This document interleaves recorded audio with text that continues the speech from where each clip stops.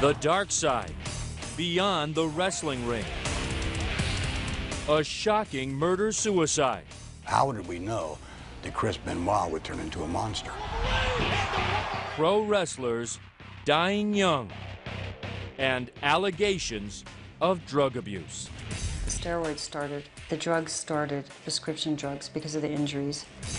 I'm glad that the WWE has taken the steps it has to clean up our industry. Is the WWE steroid-free, drug-free?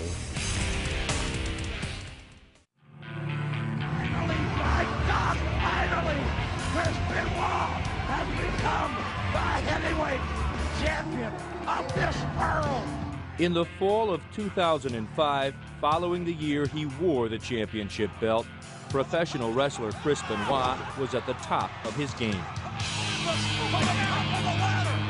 In the ring, with the body of an Adonis, he was slamming opponents, being slammed, and putting on a show. Outside the ring, the former WWE World Wrestling Entertainment Champion was quietly spinning into depression and, in a sense, documenting his own mental breakdown. This is an open letter to Eddie on November 24th, 2005. Mike Benoit is reading the diary his son wrote over an 11-day period in 2005. The diary consists of rambling letters to his best friend, a wrestler named Eddie Guerrero. The first entry, the first note to Eddie, was written on November 23rd, 10 days after his 38-year-old friend dropped dead of a heart attack. Oh, Eddie, I forgot to tell you about my dream last night. I dreamt that both my parents were taken, perished. Mike Benoit believes it's the diary of his son going mad.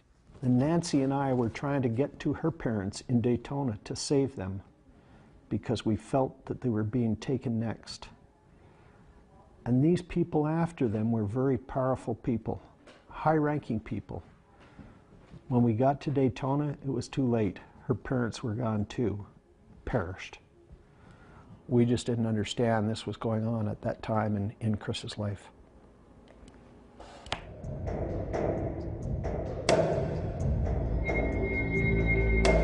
"19 months later, during the weekend of June 22nd, Chris Benoit would suffocate his wife Nancy, their 7-year-old son Daniel, then would walk into the basement of his suburban Atlanta home and hang himself. He was 40. The diary was found outside in the trash by a neighbor. No one saw it coming. Not his fellow wrestlers, not WWE boss Vince McMahon, and not his parents. I would have set my son in a totally different direction. I realized I do feel some responsibility for what has taken place here. Because you encouraged his drink? Yes, I did. And this is the dream. To be at the top, to be adored or hated by millions of fans. Coming 55. About 16 million people a week tune into the WWE. 2 of their cable programs, Raw and Friday Night SmackDown, are weekly ratings giants. WWE pay-per-view specials generate an average of $100 million per year. The action is fake, the pain is real. The grind never ends. And that's the dark side of wrestling entertainment when many turn to painkillers and steroids. And that combination has fed a numbing statistic. Their death rate was approximately 7 times greater than that age group in the general population. Dr. Keith Pinkard studied wrestling deaths over a 20-year span from 1983 to 2003. He found 64 professional wrestlers, all just 40 years old and younger, had died. A CNN tabulation shows in just the past 5 years, 18 wrestlers under the age of 50 have died. Pinkert, a medical examiner in Dallas, did his own analysis and was astounded. About a fifth of those were drug-related deaths, either accidental overdoses or suicidal overdoses. Each one of these professional wrestlers died of a drug overdose, a heart attack, or like Chris Benoit, committed suicide. I beat Chris Benoit for a title on pay-per-view once. You know, that's a bond me and Chris had.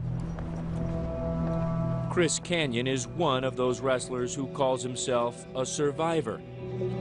He faced Benoit a number of times in the ring and faced the same personal demons.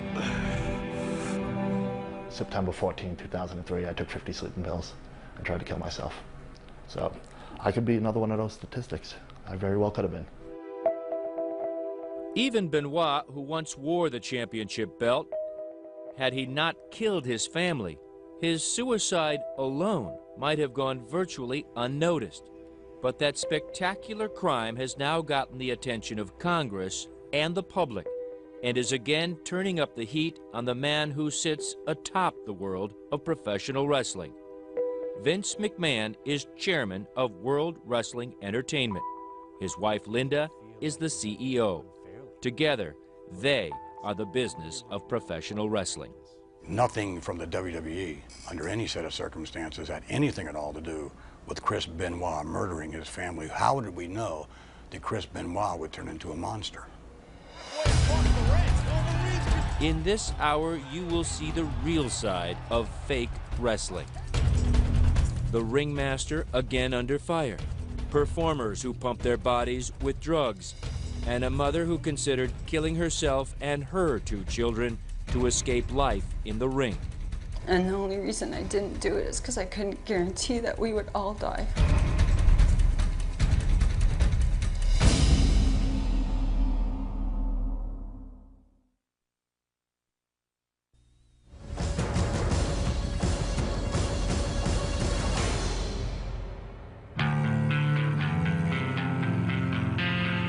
At first, there was the special tribute. On June 25, 2007, Vince McMahon and superstars like Phil CM Punk Brooks remembering a champion, Chris Benoit. Last night I felt really overwhelmingly disappointed because I didn't get to wrestle Chris Benoit. I just can't get that out of my head because Chris Benoit was my hero. Just one day later, tonight, investigators are calling the horrific scene that they found inside this home a murder-suicide. CM Punk's hero had become a villain, and Vince McMahon and his wrestling empire were on the defensive. Good evening, ladies and gentlemen. Last night on Monday Night Raw, the WWE presented a special tribute show, recognizing the career of Chris Benoit. However, now some 26 hours later, the facts of this horrific tragedy are now apparent. The Benoit tragedy put McMahon and his WWE back under the microscope. Another dead wrestler, allegations of steroid and drug abuse. Nothing new for McMahon, a bodybuilder and promoter who many say single-handedly changed the shape of wrestling. Vince has changed this business more than anybody. He has had an unbelievable influence on this business. A lot of it good, some of it not so good. Obviously, that look came from a lot of drugs, a lot of steroids. Del Wilkes wrestled for McMahon and his former World Wrestling Federation as the Patriot. He says he was injured in the ring, became addicted to painkillers, and ultimately spent time in prison. The WWF was known as the company of big guys. Vince liked big guys, and they were all there. You had certain wrestlers who... A former longtime WWE employee who asked us not to reveal his identity goes further, charging that McMahon not only changed the wrestlers, he also changed wrestling's legion of fans. You look at pictures of wrestlers before the mid to late 80s, they don't look like bodybuilders. They look like your unemployed uncle sitting on the couch. That's what they look like. They're not jacked up guys. But now there's an expectation among fans that a wrestler has to look a certain way. As the wrestlers grew, so did the whispers of illegal steroid use. Those whispers turned into headlines when McMahon went on trial in 1994, charged by the federal government with distributing steroids to his wrestlers. The government star witness? McMahon's own, Hulk Hogan. Perhaps the most famous name in all of wrestling. Hogan, whose real name is Terry Bollea, admitted under oath that he had used steroids. He estimated as many as 80% of McMahon's wrestlers were using steroids. Terry! Hogan also testified McMahon knew his wrestlers were on the juice and said that McMahon had ordered steroids for his own use. Despite such damning testimony, McMahon was acquitted, but the trial did lead him to admit to steroid use. The government's long investigation had already led to him announcing an expansion of the drug testing policy for his wrestlers. McMahon tried to assure fans and critics he was serious, saying, "It should come as no surprise to you that the WWF has one of the most comprehensive drug testing education and rehabilitation programs in all of sports." The trial, the scrutiny, and defections to McMahon's biggest rival, the WCW, World Championship Wrestling, led to a downturn in McMahon's fortunes. Eric Bischoff ran WCW for McMahon's arch-nemesis, Ted Turner, who at the time also owned CNN. WCW really dominated the sports entertainment category from probably about 1996 through effectively the first part or the middle of 1998. We were still very, very competitive, if not number one. We're close to it. The WCW and the WWF battled throughout the 90s, and both Turner and McMahon's organizations were dogged by allegations of steroid abuse. It was McMahon, however, who eventually won out. He bought the WCW in 2001, rolled it into his entertainment empire, and became the final word. Yeah, the WWE has, you know, they're the last man standing in the world of professional wrestling. Vince McMahon now lorded over all of wrestling, its profits and its pitfalls. Steroids, human growth hormones, and the quest for bigger people in this industry. You like big guys, right? Well, again, I take exception to the fact that, you know, our locker room now in terms of weight as far as big guys are concerned is lighter than it's ever been in history. There's an expression in our business that here's where you make your money. It's your face. It's what you do with it. McMahon protests, but there's no denying the massive, chiseled, almost unbelievable physiques of many wrestlers, and McMahon's eagerness to promote this look. Irv Muchnick, nephew of legendary wrestling promoter Sam Muchnick, is the author of Wrestling Babylon. Wrestlers see what works for other wrestlers and they copy it. There are only a handful of really top slots where you make huge money. So much money that you can really take care of your family and really take care of your health and really prepare for your retirement. Still, the debate over steroids and its impact on who gets to the top divides the wrestling community. It's pretty obvious. You can sit down and watch the show and at least decide at least a percentage of who's on and who's not. Former WWE champ Chris Jericho says you can wrestle and not be pumped up. I think wrestling is a very stereotypical image that it's all the big, huge behemoths and the Neanderthals that really make the big cash and really make it big. And hey, there are a lot of huge guys that make it, but there's other guys that aren't as huge that actually had to go and learn how to be a good wrestler to make it. Big, small, in between. Today, wrestlers may be split on what it takes to make it, but there's only one man who decides who wins and who loses: Vince McMahon. Coming up. Is the WWE steroid-free, drug-free?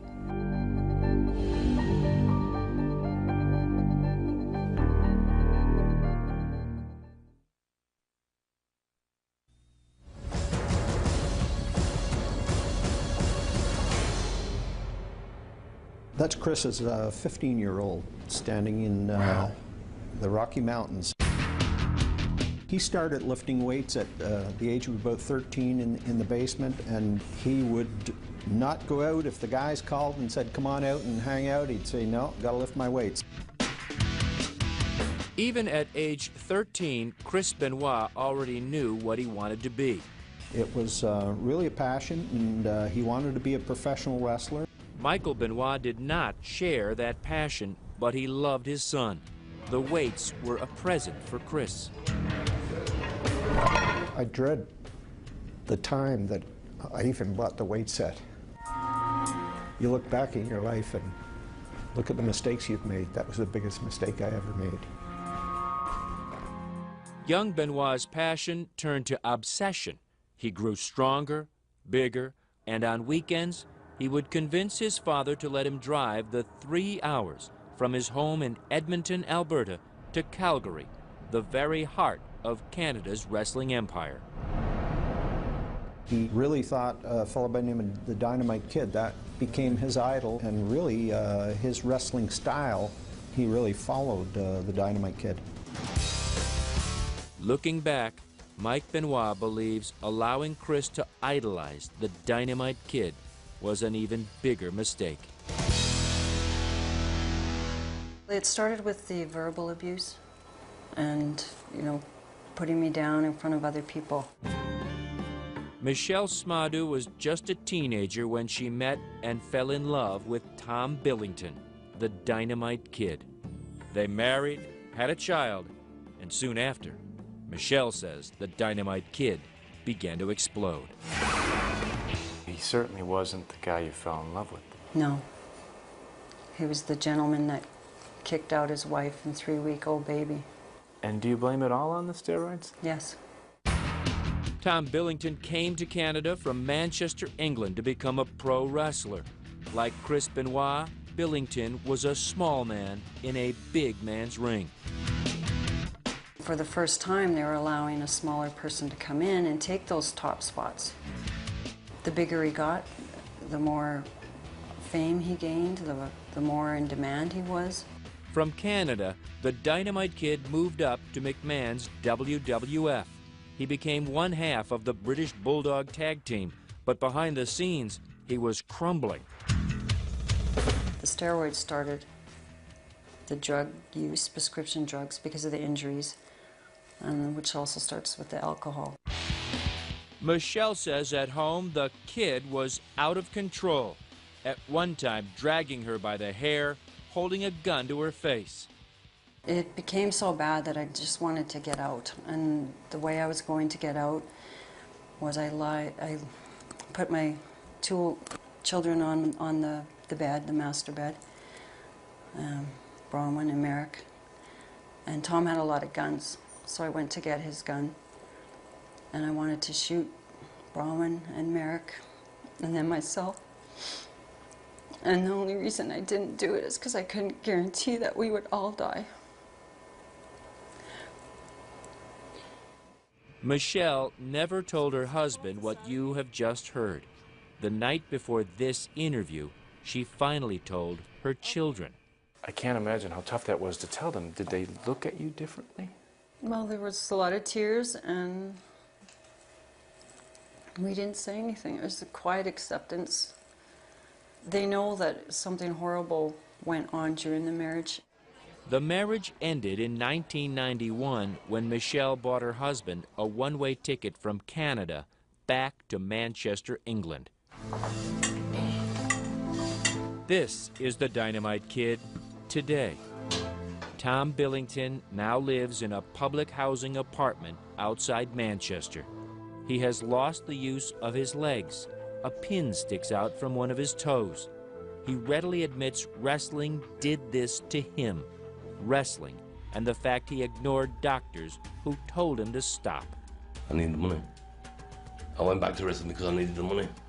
The other British Bulldog, partner Davy Boy Smith, his younger cousin, died of a heart attack at age 39.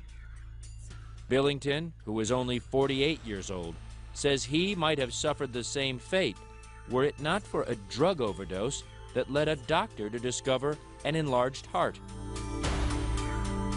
So he said he's analysed from taking steroids. So he said, don't take steroids again, you'll be okay. So anyway, I've never touched the steroids since 1991. Well, before then I did regular, you know, for years. In fact, he says, for years, many of McMahon's wrestlers took steroids. The bigger the physique, the bigger the promotion. I took it for the job. Because I was in the WWF, most of them was all big men. So I thought, well, I'll do it too. Billington says the steroids came from doctors, from friends, even steroids meant for horses. He took them all, took a terrible pounding in the ring, and like his now dead partner, began taking extensive amounts of painkillers. My back, my knees, oh Christ, my shoulder, different things. Yeah, I took painkillers. Tom Billington has never laid eyes on a 16-year-old daughter, born after his marriage broke up. He remains bitter about Michelle, saying she's brainwashed his children. He does admit holding a shotgun to her head, but insists he was not violent. I don't think it was violent. I mean, I put a shotgun under her chin once, but I had no shells. I only pretended that. This is the man Chris Benoit idolized. Shortly after Benoit's death, a British newspaper quoted the Dynamite Kid, harshly criticizing Benoit. "We've all been through it," Billington is quoted, "but we didn't take it out on our loved ones." He told us maybe it was the drugs. It can make you aggressive, the steroid. But I don't, well, personally, I wouldn't, you don't want to kill the bleeding kid, would you? Or wife, whatever. Coming up, new revelations about Chris Benoit's death and the Benoit family's search for answers. I said to my wife, I said, it's our only hope.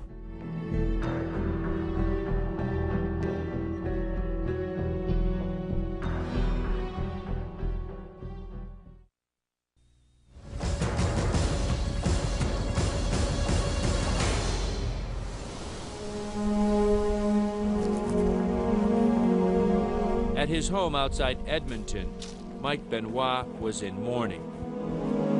It was 4 days after his son's family was found dead in their Fayetteville, Georgia home. The headlines declared his son a suicidal murderer. But why? Mike Benoit didn't know where to begin. I called a funeral parlor in Atlanta to pick up his remains, and we were going to have him cremated. So I was in the process of making those arrangements when I got a call from Chris Nowinski. Chris Nowinski is a former WWE wrestler who left the business in 2003 after suffering multiple concussions. He founded the Sports Legacy Institute, an organization that explores the dangers of undiagnosed concussions in sports. Nowinski was calling because he wanted a piece of Chris Benoit's brain. So that they could do some tests to see if there was any signs of brain damage. I said to my wife, I said, it's our only hope. And I really knew in my heart that because this isn't the son that we knew and loved. Through cooperation from the Benoit family, we have had the opportunity to examine the brain tissue obtained from the autopsy of Christopher Benoit. You see these brain cells here. In September, the Institute held a news conference in New York to release its findings. Chris Benoit, the researchers announced, had the brain of an elderly Alzheimer's patient. This is a normal example on the left. It's smooth, it has the round cells. Christopher Benoit's brain, you see the projections, the connections here. The slides reveal severe damage throughout all regions of his brain tissue, attributable to multiple undiagnosed concussions. I think that these extensive changes throughout his brain, to me, and I think the others in our organization believe that it is enough to very likely explain aberrant behavior, including suicide and even homicide. While other doctors have been more cautious about linking brain damage to violent behavior, the Institute's finding was the answer Mike Benoit needed, and it turned his grief into anger. Because the last paragraph said it's because of the nature of the way Chris wrestled that this is why he sustained the brain injuries. So they were basically blaming my son for this. Like the Dynamite Kid he idolized, Chris Benoit was a wrestler's wrestler. Small in stature, he made up for it with soaring maneuvers, including his trademark, the flying headbutt. Chris Canyon says Benoit would take the abuse for the love of the show. So me and him wrestled each other a bunch of times, and it was never about what can I do to you to make me look good. It was what can we do together to make the match look good. And looking good meant taking real hits to the head. Although the McMahons are aware of some of the Institute's findings, they say they have not yet studied the report. These studies, have not been, they've not been proven, if you will. Haven't been even critiqued by other members of the scientific community. As a result, McMahon is moving with caution. The only thing we've done really is, from a conservative standpoint, is just don't use chairs to the head. But other than that, it's what it is in the ring.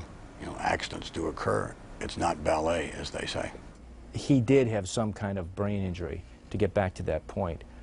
I would think from a business standpoint, Mr. McMahon, you would be concerned about that, if you are concerned about your wrestlers. There's no question we are. We're concerned about everything. But again, you're frying me with facts, if they are facts, that are after the fact. The fact is, there is mounting evidence across all sports that multiple concussions can have devastating consequences. But McMahon just doesn't buy that concussions drove his former champion to kill. The findings themselves state that Chris Benoit had the brain of an 85-year-old man with dementia. And I would suggest to you that if, from a layman's standpoint, Chris Benoit could not do what he did for a living, he could not function as a normal human being, he couldn't even go to the airport if, in fact, that report were accurate. Still ahead, is there a gaping loophole in the WWE's drug testing program? My 3-year-old could drive a freight train through it.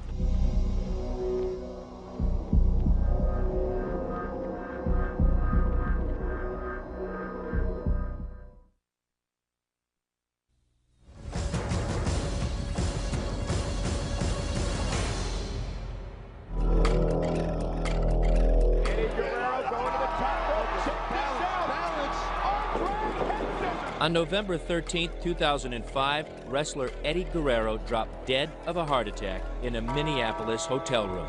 He was 38. A coroner determined the death was due to heart disease, but noted a history of anabolic steroid use and narcotics. Another WWE star dead before the age of 40.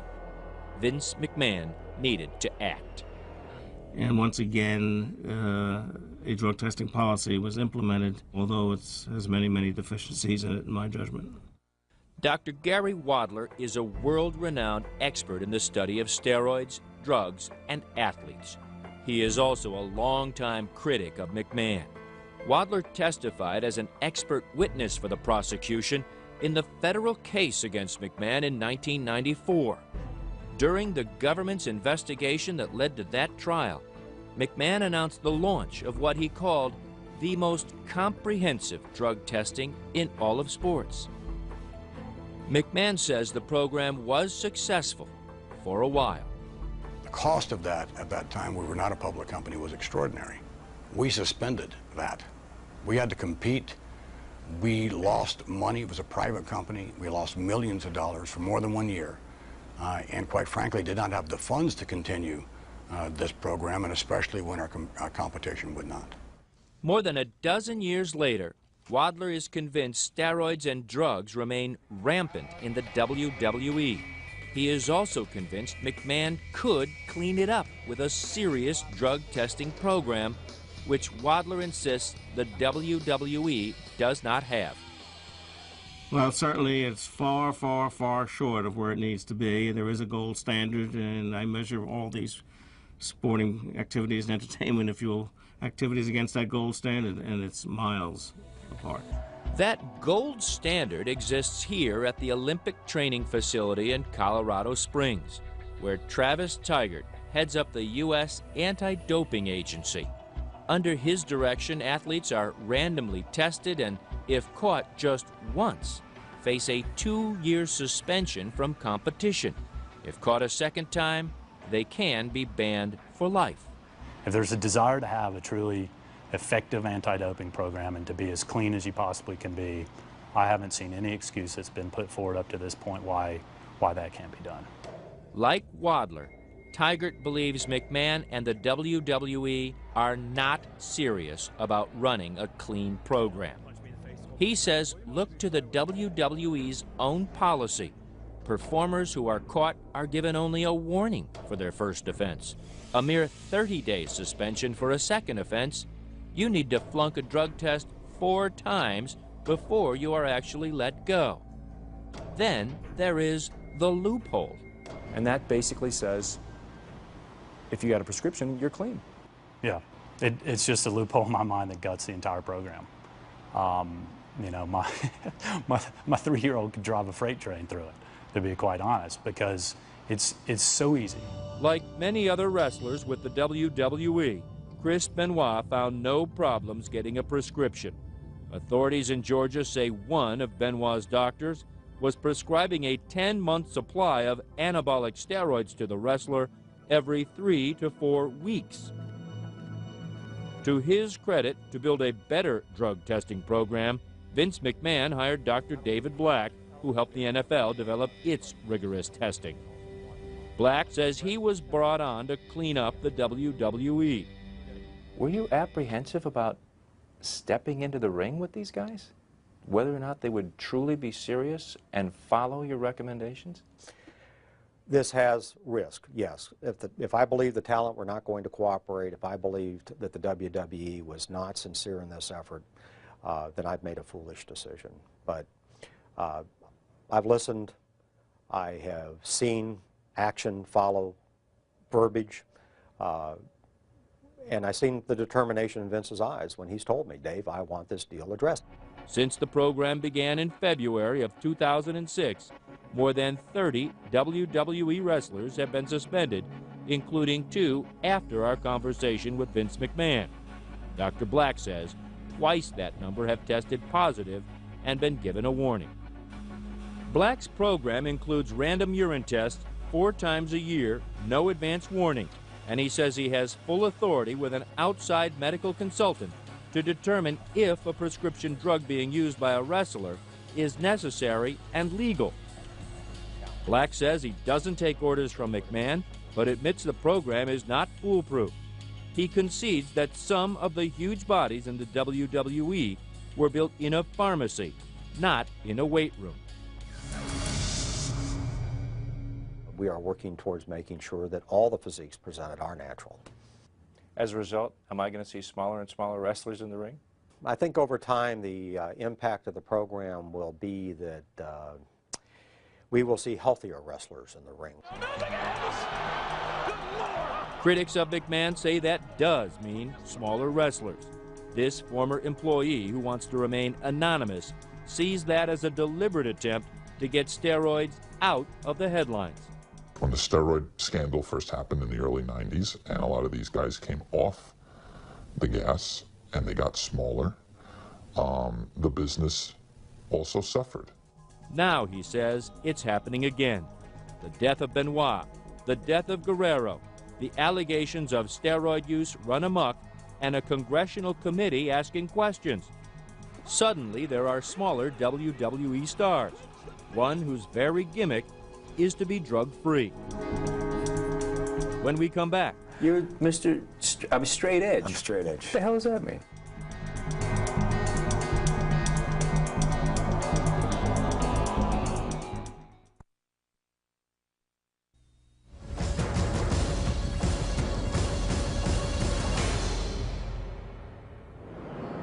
Halloween Eve, Phil Brooks, known to wrestling fans as CM Punk, arrives early at Long Island's Nassau Coliseum.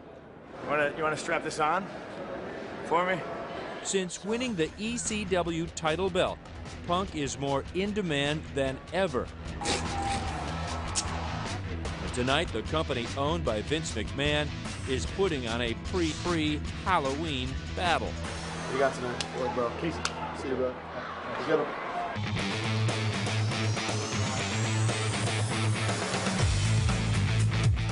CM Punk is literally half their size, but is suddenly becoming a big star, promoted not only for his skill in the ring, but the lifestyle he calls straight edge. It means I don't drink, I don't smoke, I don't do drugs. I guess to a lot of people, I am boring. Punk's clean lifestyle stands out at the WWE. This guy is the current Extreme Championship wrestler. He's getting star treatment. Y'all give it up for CM Punk! Yeah! He's tapped for radio interviews. I think what stuck with me from being a kid was the British Bulldogs. Even his workouts get interrupted with the press calls, like this one from Germany. You know, you've been at it for 10 years, but your sudden rise to fame at this time has to do with the fact that the WWE wants to hold you up as an example, saying, look, we've got a clean wrestler. I think it was, I don't think that's the sole reason. I think it was more circumstance, you know? I mean, all this stuff started to happen, and I just happened to be there. While the WWE is trying to put the Benoit story behind it, its wrestlers can't escape nagging questions about steroid abuse. John Cena is a WWE superstar, now recovering from an injury in the ring. He doesn't like being asked if he has used steroids. Have you ever used steroids? Absolutely not. This is a crazy question, and it's something that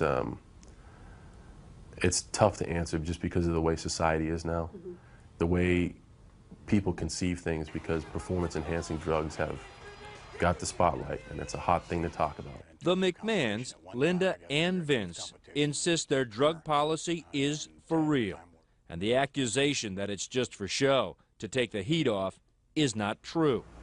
The federal government didn't suggest that we start a program of this nature. The media didn't suggest that we start a program of this nature. It started because it was the right time to do it. We had the funds to do it. It was the right thing to do. Is the WWE steroid-free, drug-free? I don't think that there's any organization in the world, be it entertainment or be it sport, that can tell you that they are totally drug-free. Evidence of that surfaced just this past September, 3 months after Benoit's death. A prosecutor in Albany, New York, found 10 current wrestlers on the customer list of an internet pharmacy accused of dealing illegal steroids. So we took action immediately, the same day. They weren't actually caught by the WWE's drug policy. They were caught by some local prosecutor. Sure. Chris Benoit was one of them. But he had been caught earlier by the WWE, testing positive for testosterone. Because it was a first offense, he was only given a warning. When Benoit retested just this past April, 2 months before his death, he was clean. Chris was someone I did view as a very positive part of the program. He always indicated in those conversations that he did not want to violate the policy. Autopsy results show Chris Benoit had steroids in his system at the time of his death. We're not looking to just, say, got you. We want to protect the health and well-being of the men and women who are part of World Wrestling Entertainment. As it turned out, the McMahons are holding up their testing program, which now includes heart scans for their performers, as an example of a positive turn in a tough business. They have even offered to pay for drug and alcohol rehab for former wrestlers. But McMahon is not about to accept any blame for what others do to themselves. from a humane standpoint, I mean, is that hard to swallow, that so many of these wrestlers are dying so young? Well, again, I think that from a responsibility standpoint, I think that we all as individuals are responsible for our own actions. If someone passes through our organization, certainly our organization is not responsible for someone's own personal activities. And what would Chris Benoit's father say to Vince McMahon if he has the chance? It's too late for my son. It's too late for my daughter-in-law. It's too late for my grandson. But you know, let's be concerned with the guys that currently work there. Let's do something meaningful.